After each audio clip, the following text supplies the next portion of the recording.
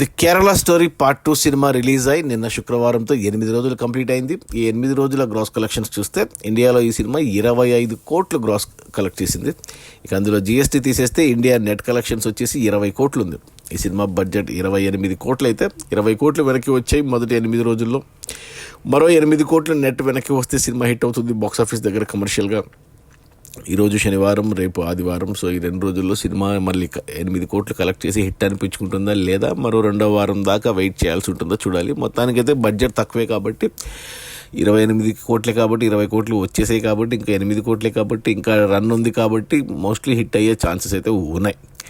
అది ఈ Kerala story part 2 release అయిన మొదటి 8 రోజుల్లో 25 కోట్ల గ్రాసు. అందులో ఇండియా నెట్ కలెక్షన్స్ వచ్చేసి 20 కోట్లు. సినిమా బడ్జెట్ 28 కోట్లు. ఇంకా 8 కోట్లు రావాలి. నాకు తెలిసి వచ్చేస్తే సినిమా ఖచ్చితంగా హిట్ గీత దాటుతుంది. Okay, bye.